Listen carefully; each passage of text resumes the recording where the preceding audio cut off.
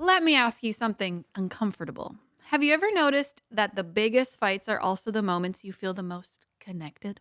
The intensity feels awful, but the closeness feels real.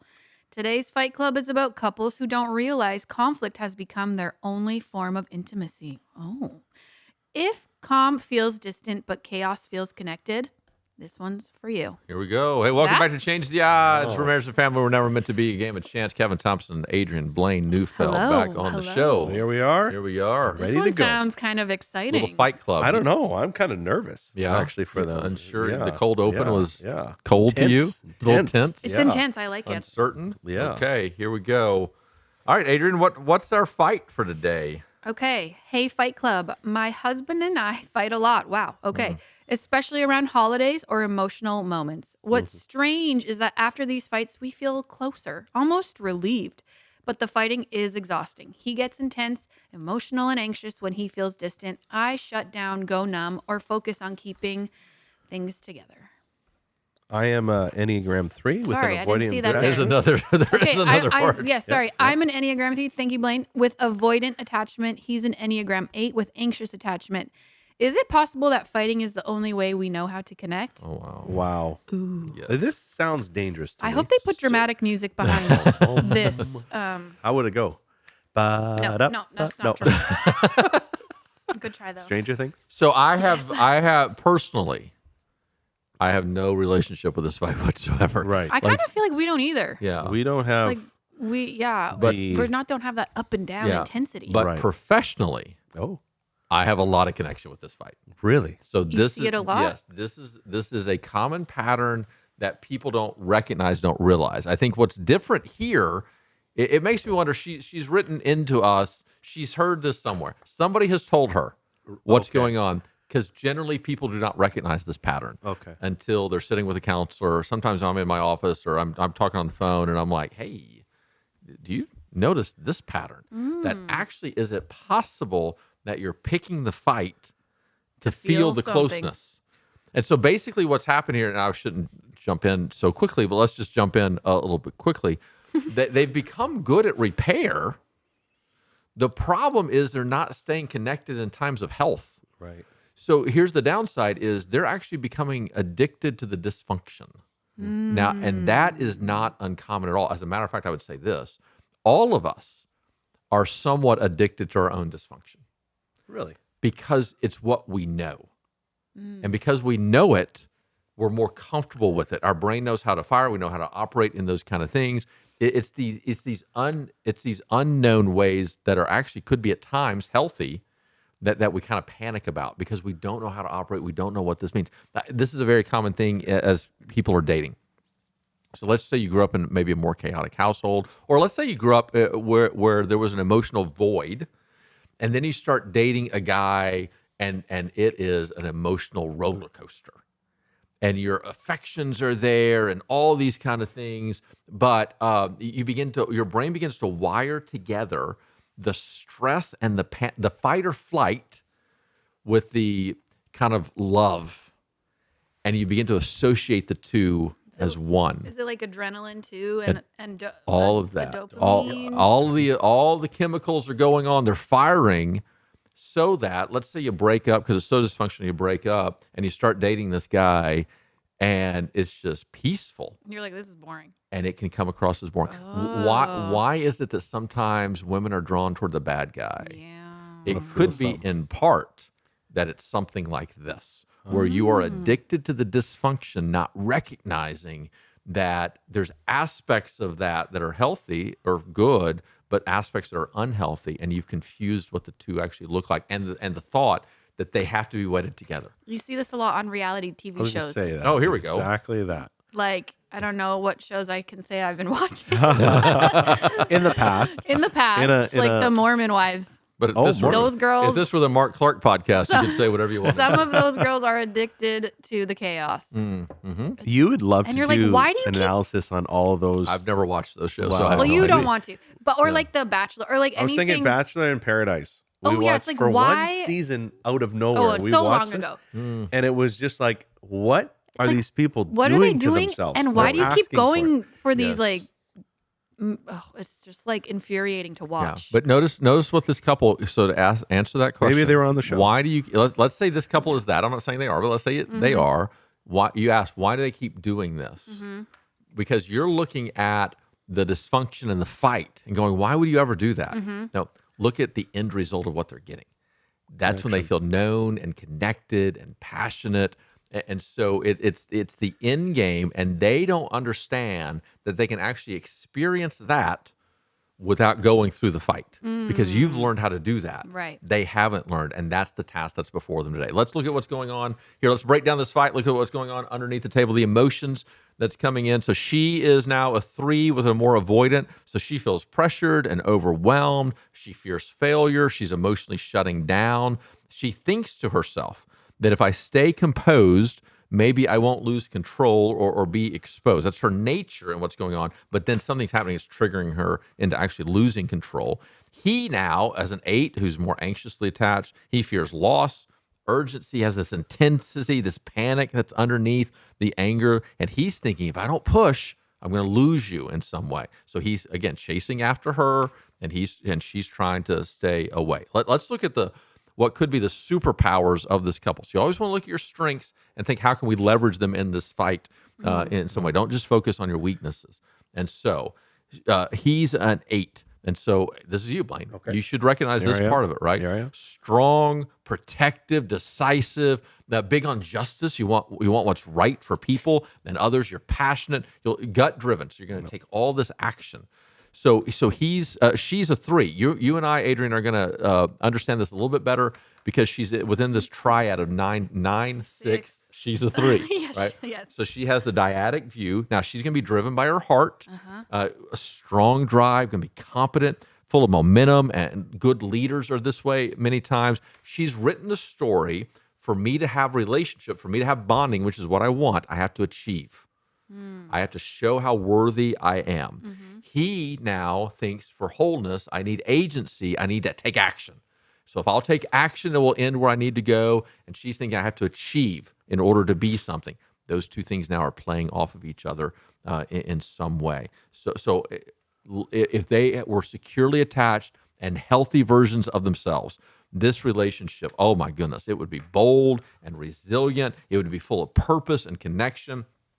Literally, this is the couple that could build an international marriage ministry, and he's behind the scenes directing all the people. She's on stage entertaining all the people, and they have the marriage that everybody longs for. If they're healthy, this could truly be a very influential couple. But let's look at the shadow sides of what their lead style is of their personalities.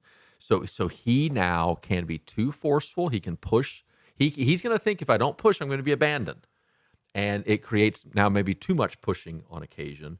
And she's thinking that if I ever slow down, I'm going to be left, I'm going to be exposed as being weaker than what I actually am. So notice what's happening here is she's going fast and he's pushing fast, and it's creating all this kind of emotional tension of what's going on.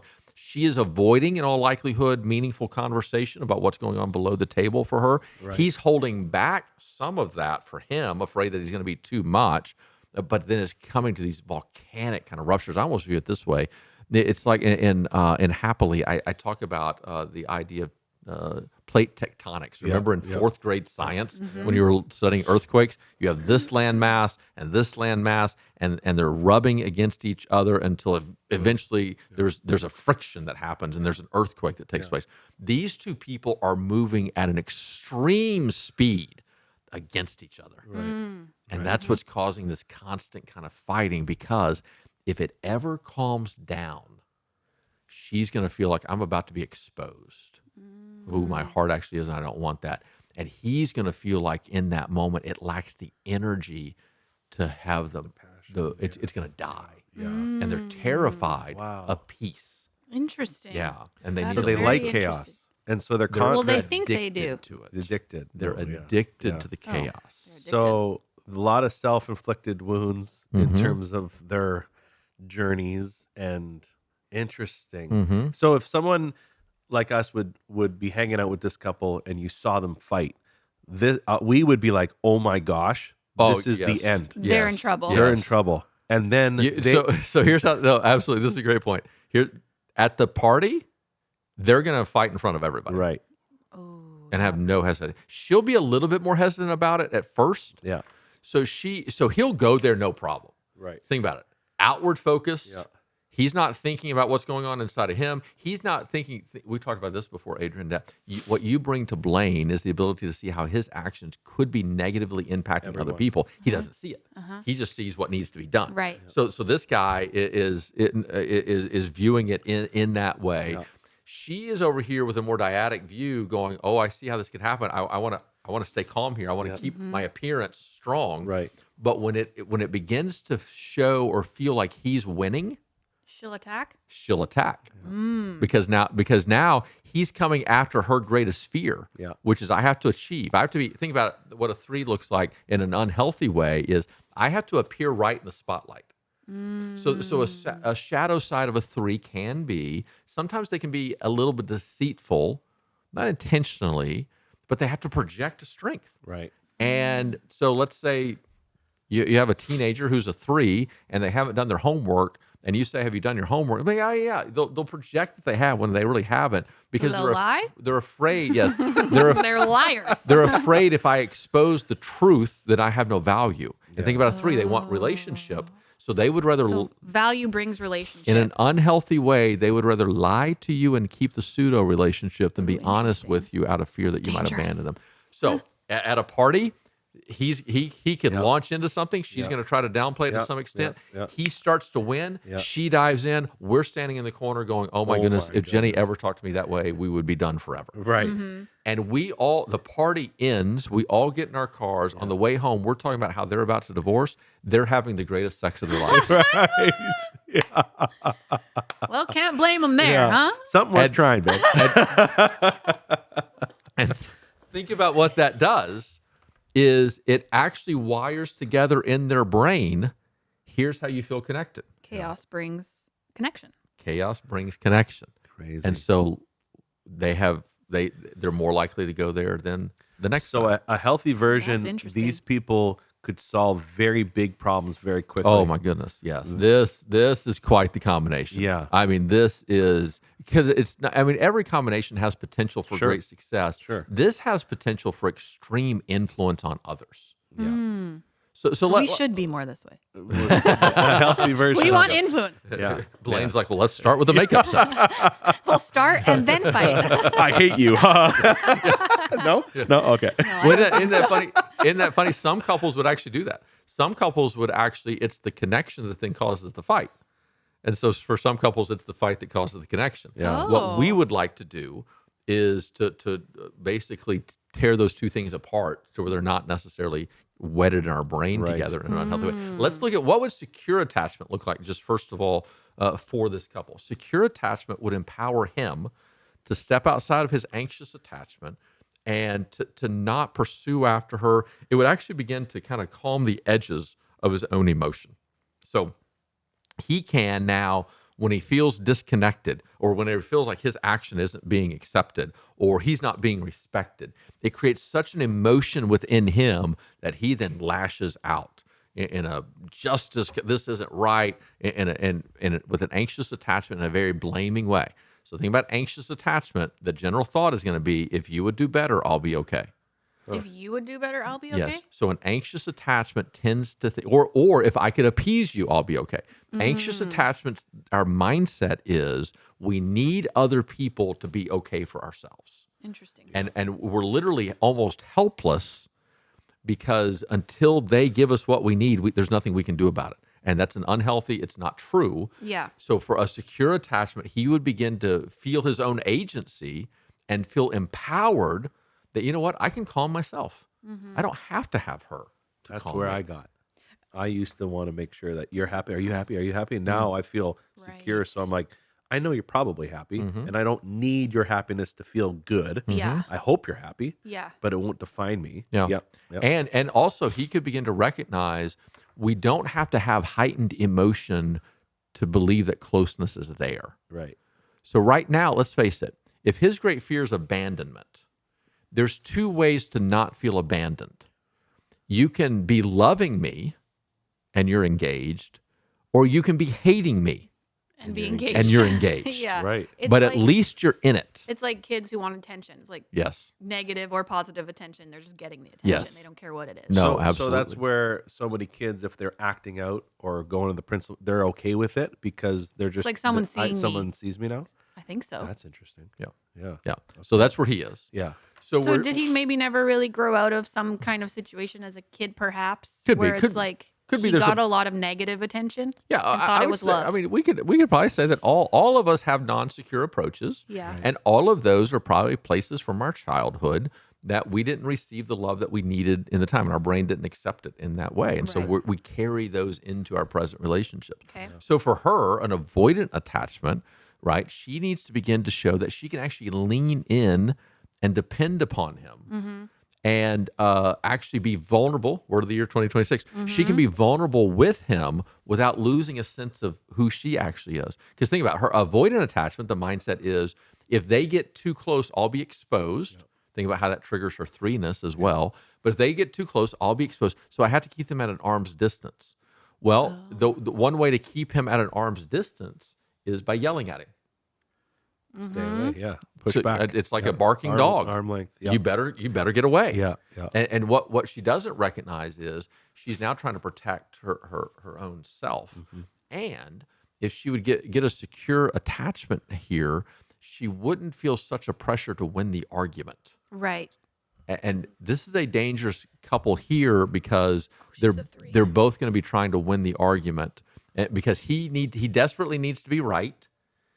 She desperately needs to win. Right. And that is That's going an to interesting combo. that's going to make it very difficult for either one to come in and say, hey, you know what? You might be right here. Or I could be. He's going to struggle to say I'm wrong. She's going to struggle to show any weakness. And there creates a tremendous tension in what's going on. I could see him enabling her and saying, yeah, you're right. And then slowly being defeated over time Mm-hmm. because he's just trying to make sure she's happy. Yeah. Even that though she's winning. because he knows she has to win. Yeah. Well, I think that the underlying pattern here, if we were to simplify it in the simplest forms, it would basically be his anxious attachment provokes her into a fight that then she wants to win.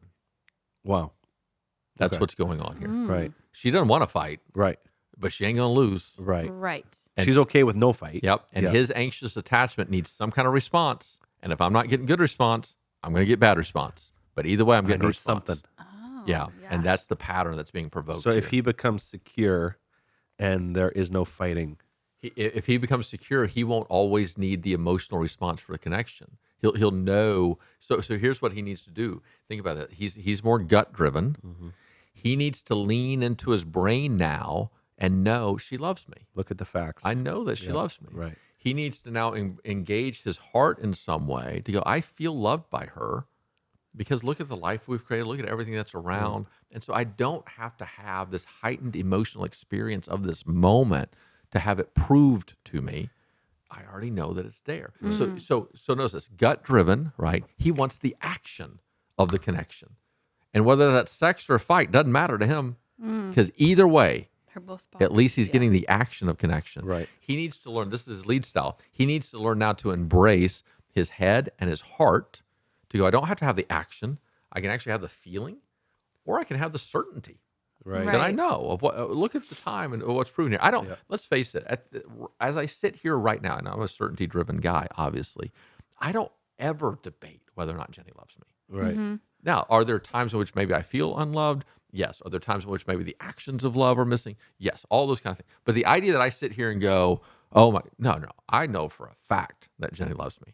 And so he can grow in that to leverage it to not say, I just have to have the action. Right. I can live in this other ways. The wholeness. And I can see how these two, like as a good leader, I can see why they'd be good leaders too, because they can Yes. provoke the thought. Yeah. Right. If healthy or unhealthy, he would be able to like say the things just to kind of create the things and then Yeah. create momentum. Yeah. But like the passion together, and she would find Yeah. a way to win. Oh yeah, I like it. Yeah. Oh, yeah. You I'm like seeing- this I'm couple. seeing- I'm Yeah. seeing the- You see the I potential. see the potential here now. No. Yeah. Well, and think about this couple. She's driven by her heart. He's driven by his gut. And so they can compassionately and affectionately do great things. right? Now, they might need to learn to bring in their mind, just the head, just a little bit to make sure that what they're doing is the right thing. Because that's probably what's missing in these fights is they're not going to be, they're going to be illogical fights in all likelihood, not contextual to the moment. The emotions are going to be far heightened than what actually is going on. The idea that we'll fight in front of this entire crowd. And the amount of unnecessary fights that they bring own problems onto themselves. No question. Yeah, you don't need it. Have y'all ever looked at a fight and gone, well, that was ridiculous?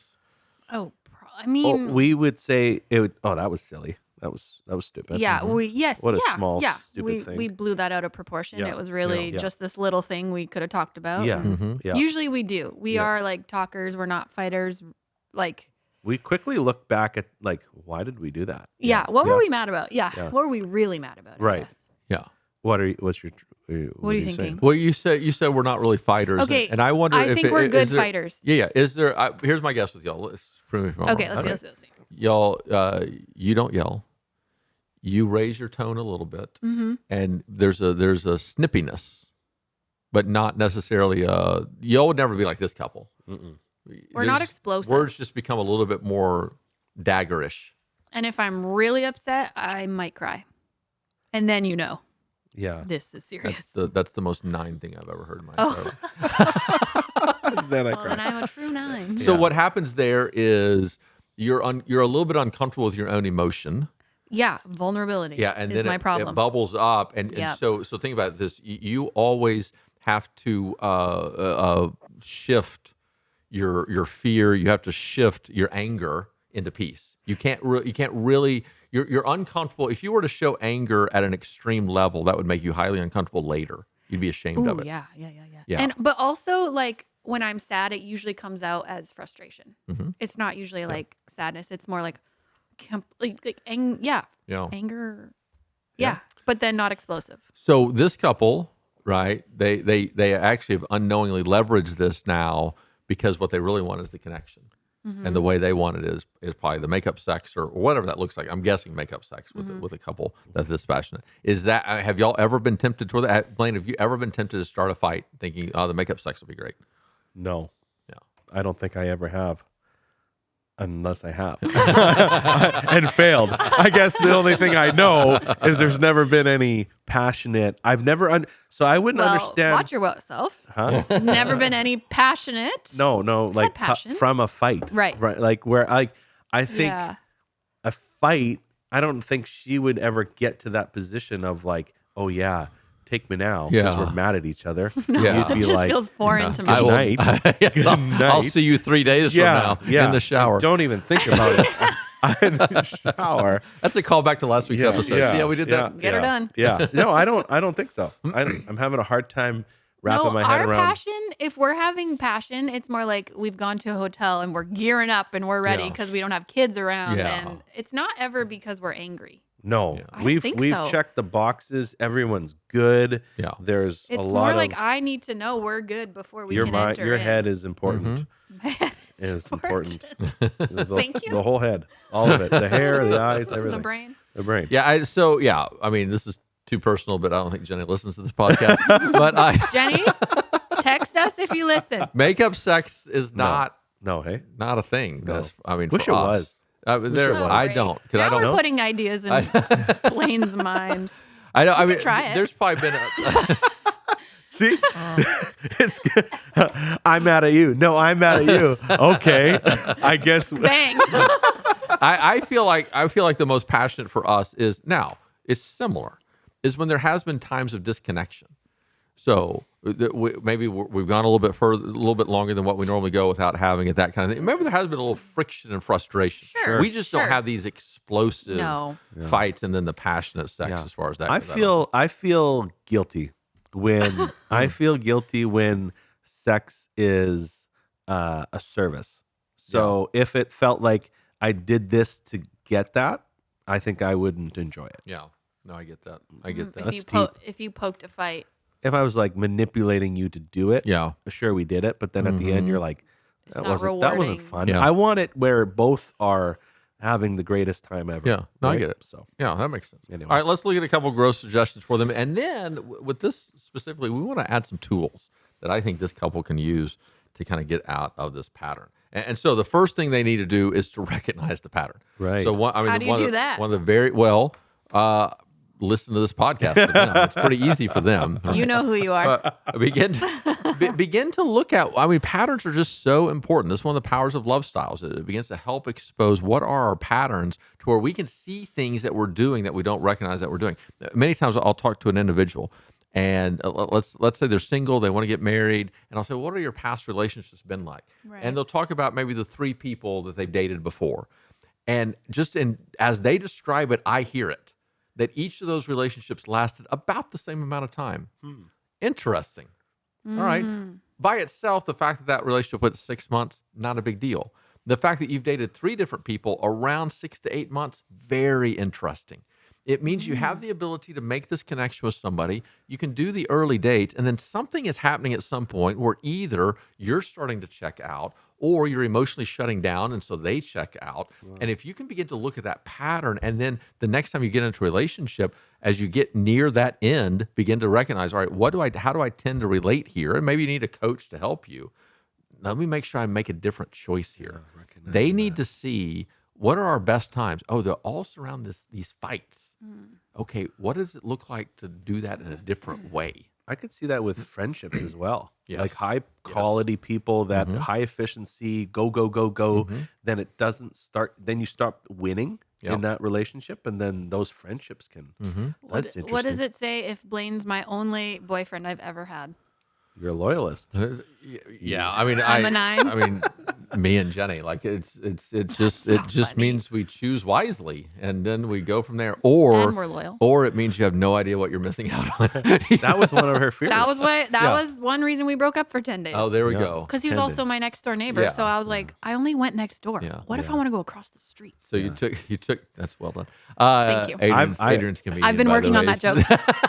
Check it out.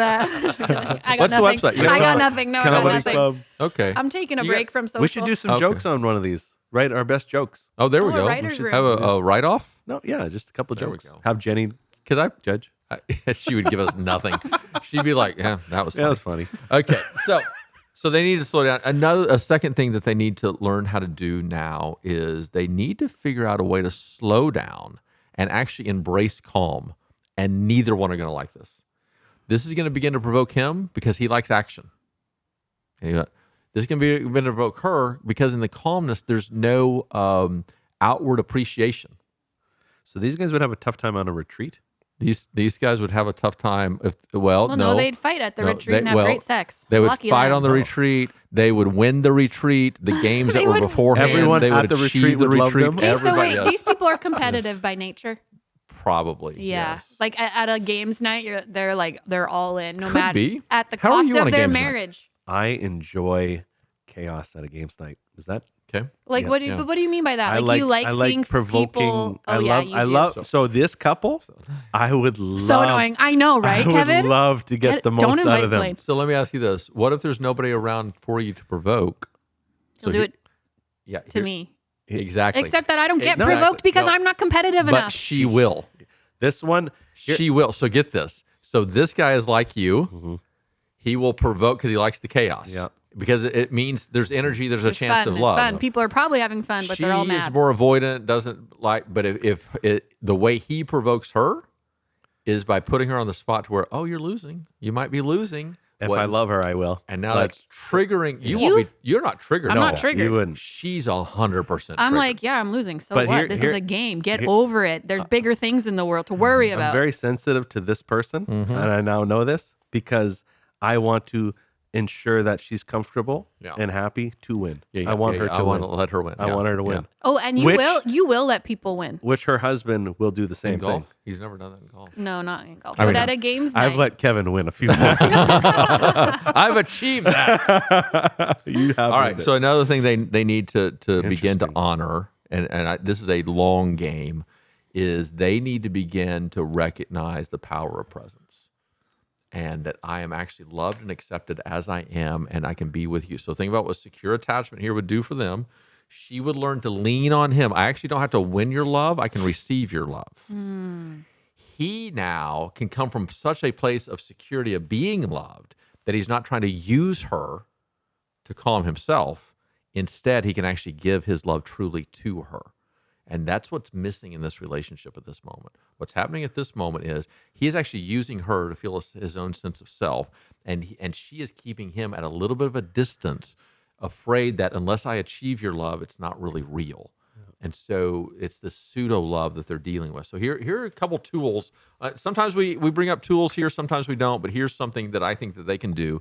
Go back and listen to our episode on the window of tolerance. Right. And to That's begin to learn, when am I outside? When am I in my window? When am I outside my window for my spouse? When am I in that? When am I outside that? And you only try to deal with problems when both of you are inside your window of tolerance. Don't try to solve something outside of the window because it won't be solvable. That will be a difficult thing. And secondly, a tool I think they can use is what are some physical ways that they can connect that are actually calm. Now, this would be very difficult for them, but I'm going to give them a recommendation that I heard a counselor give one time. And this counselor, very wise, does a lot of marriage counseling. And she said one thing that she recommends to her couples on occasion is you think about, you go back to the very beginning of life, and as a child is breastfeeding, they're making eye contact with their mother. And in that moment, literally our brains are feeling seen, known, valued, loved, connected. So one thing that this counselor recommends that she said her and her husband do, that she recommends to other couples, is literally one sits there, the other one lays in their lap. And so let's say he's laying in her lap. She is going to rub his hair, and they're going to make eye contact. Cool. They're going to do that for a while, and then they're going to switch. Would you? They're be not okay with that? I would try. We might have an assignment. Yeah. So this isn't going to be Feels very vulnerable. Yeah. This isn't going to be conversation. What you're doing here, what they need to do, this sounds weird. You think, well, why do I need that? Because what we're thinking in that moment is, what am I going to learn from that? It's not about what your mind's going to learn. It's about what your body's going to learn. They need to retrain their bodies of how they can be calm in the presence of each other and find a key emotional connection in the calmness rather than in the chaos. That is fascinating. And if they will have the power to do that, these fights will begin to minimize. The sex will be good in other times as well, and they'll recognize that what we're looking for, we can actually find in much healthier places than the way we're going about it right now. I love that. I love it. I also love the double down on the window of tolerance. Me being a fixer, knowing when she's in the window and we can actually fix has been very, very helpful for us. Yeah. Right. And as we've done that and grown, you know what has happened? What's happened? Well, Is it possible no, it is. It is, and it has. that you changed the odds? Absolutely. We'll see you next time.